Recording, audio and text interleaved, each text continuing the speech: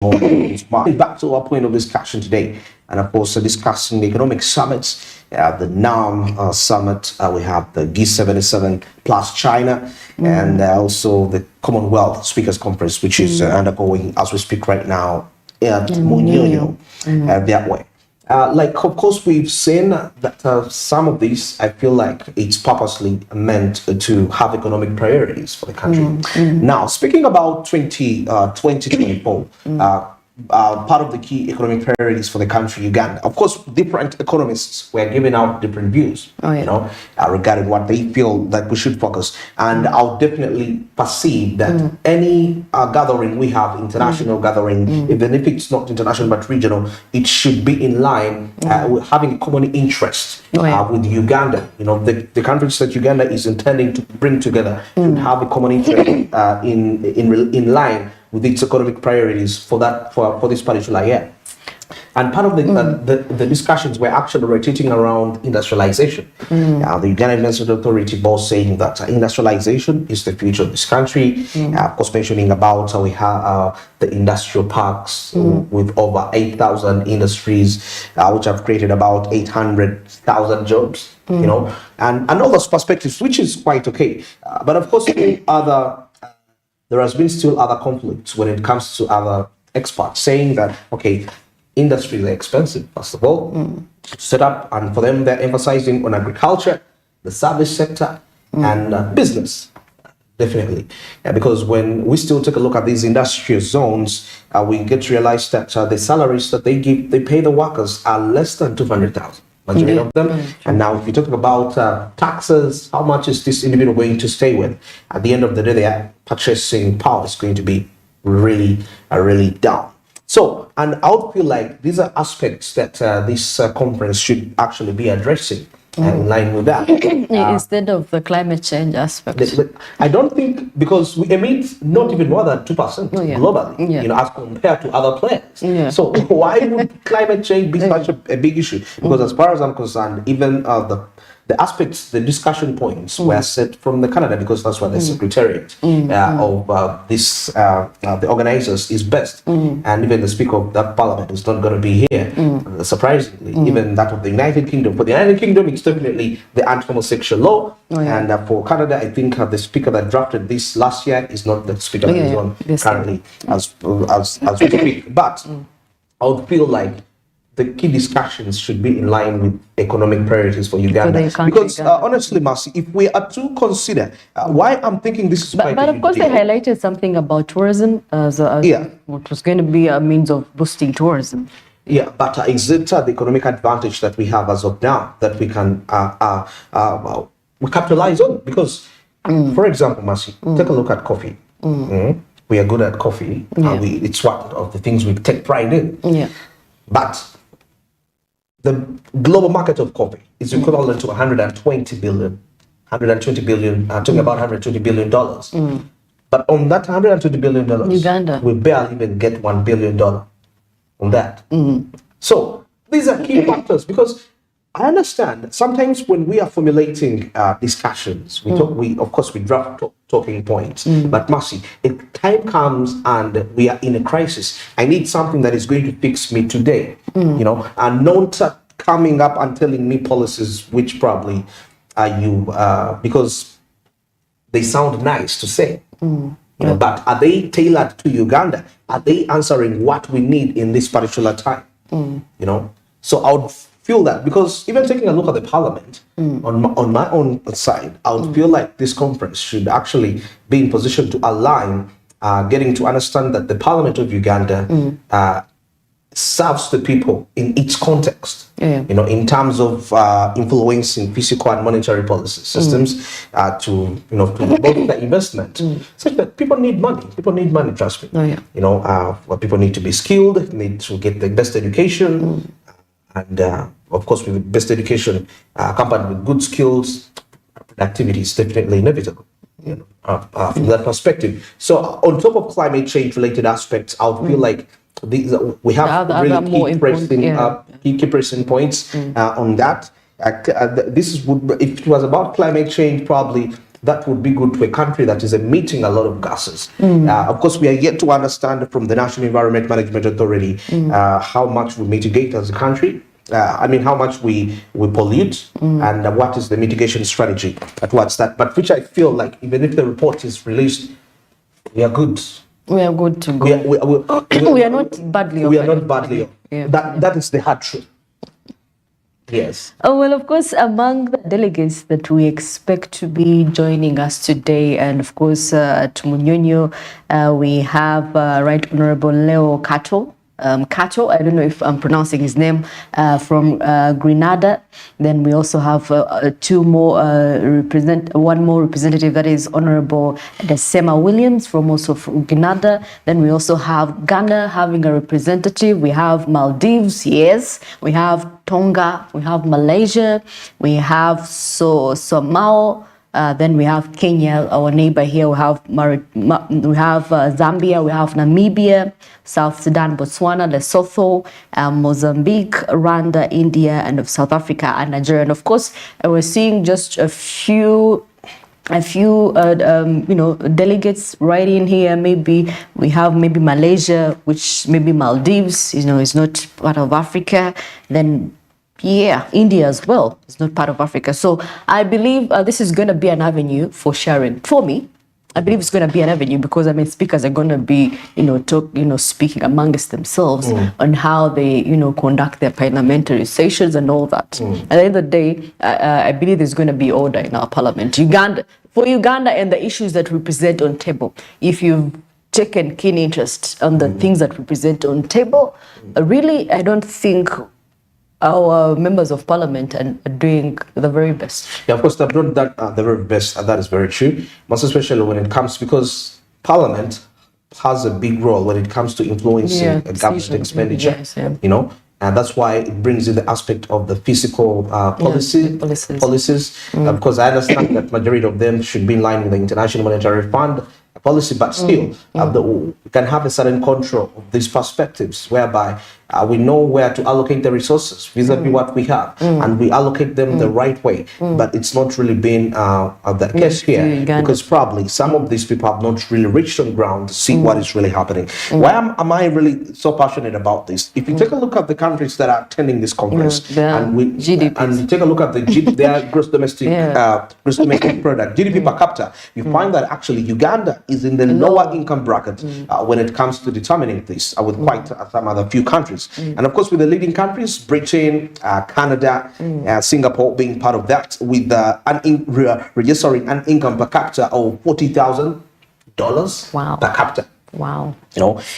Yes, exactly. Now we see, of course, with the upper middle income economies, that is Australia, Barbados, Botswana, Cyprus, Malaysia, Malta, Mauritius, and Namibia, and of course these ones are clearly registering that is 10,000 and 40,000. This is now in the middle, upper middle income countries coming in down. Of course, I can't mention all of these countries because the list is quite big here. Now we bring into the lower middle income economies, seeing GDP per capita that is with from the GDP per capita between $4,050 and $10,000. I will see Bangladesh, Gambia, Ghana.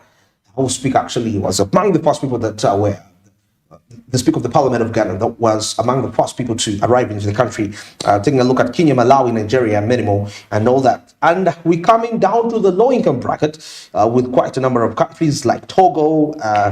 Actually, Sierra Leone must be also part of this. Actually, also the Sierra Leone speaker is not going to be around, because of course the attempted coup that had happened recently. So, but of course that doesn't mean those that have not that have said are not coming. It's because of the bad image they can't represent.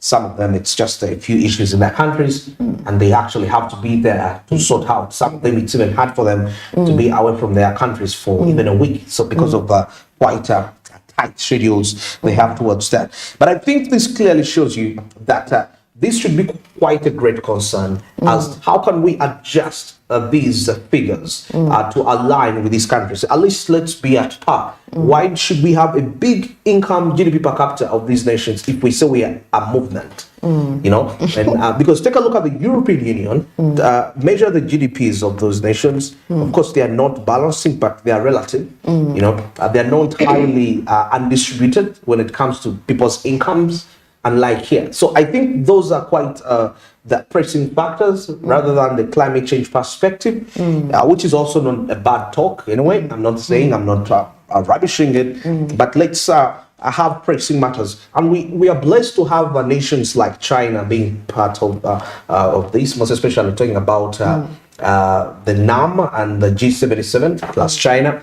So this should be part of these discussions. Because partly these movements were due to the ideological wars that were happening at the time. Communist, capitalism, and perhaps we decided that we are not going to, of course, not saying that we don't align anywhere, but as long as your ideology aligns with what the majority feel, we can work with you, but we are not entirely saying that we are definitely relying on to your ideologies.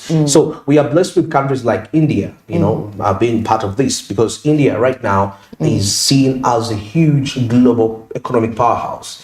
Come 2024, you know, looking at the aspirations, and currently actually America has quite lots of proposed deals with that economy, more than China actually, despite the fact that China is still is on loggerheads with a nation. So we are blessed with really such international relations, such corporations to be in our midst. But the bigger issue is that how we exploit it is going to determine largely. We saw that issue that happened in Sri Lanka. They hosted the conference, but the conference didn't achieve any its goals. Why? Because the internal reforms, the internal structures of the country were not at par. So it's not automatic that we hosting this is automatic to shift unless we take up unless we take efforts and obey our economic priorities and do whatever it takes to execute them and align the discussions to those priorities. That's when I'll consider the speakers conference, the non-alignment movement, and the G77 a success. Well, of course, when you compare, because I mean, this is going to be also one of the big events that is going to be happening in our country, Uganda, away from the CHOGM that happened in 2007, which was a huge opening for actually that. I don't know if it was opening or it was a huge event for that year. And of course, a lot was actually invested in Uganda. A lot was invested, mostly in infrastructure, when it came to, you know, purchasing of vehicles and all that, because it was the first of its kind in Uganda. And of course, if you've noticed, there has been a difference in this upcoming huge event. Government claims hasn't spent a lot of money. Yes, because I mean, they're planning actually to cut some budgets in this very year. So definitely. So could it be the beginning of you know, looking into our policies, you know, of less spending and, you know, prioritizing and using the resources, the available resources that we have in case of these huge events, instead of, you know, that is when we get to purchase, you know. But of course, there has been a low progress when it comes to infrastructure development, when it comes to this, as compared to CHOGM. Because CHOGM, it was by far, people were up in there. I do not know if the finances were allocated properly, which has led to the delay. I would actually think, because since CHOGM 2007, we've hosted quite a number of conferences. They may not be really necessarily international, but some of them have been economic-oriented conferences.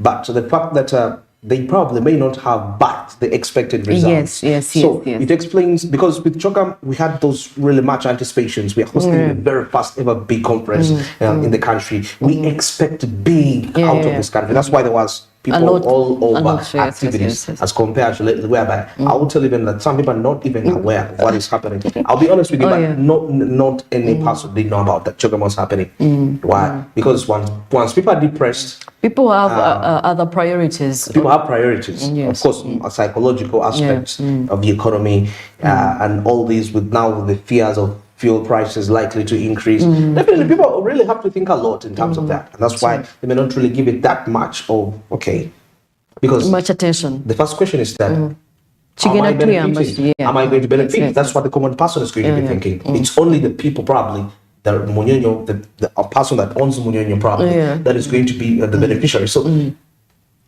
Now, the big issue here is even how is that person, okay, that person who owns Speak Resort, after benefiting from that, how is it going to distribute these incomes to other people? You know, so there ought to be strategic policies on how these incomes are distributed. In the chain. You either tax this person highly and invest this through different income distribution programs.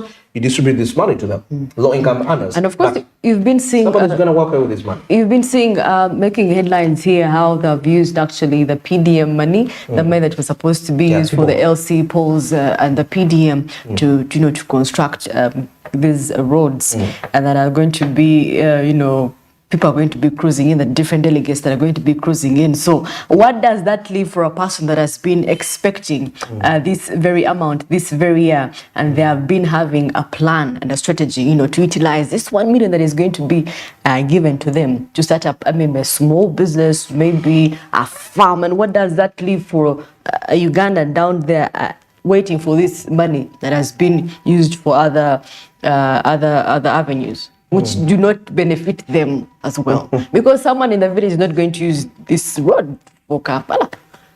Yeah. Yeah. So definitely, I don't know how they're going to recover to compensate these people that have been waiting patiently for this money. I don't think the polls are going to take place now. 10 years in waiting, they are going to be postponed. I'm very sure about that. You sure about that? Yes. All right. Exactly 23 minutes past 8. Smart Means Business, Andrew Barije and Masika Timen this morning. We're driving you for now. But of course, we're going to take a break. And business in sports and entertainment is coming up shortly. And of course, we had a very breaking story, of course, about us, Super Sport not being able to, not going to broadcast Africa Cup of Nations. Yeah. Of course, maybe you'll give us reasons. Why is it happening that way? Well, more of those discussions are coming up shortly after this break. Stick around.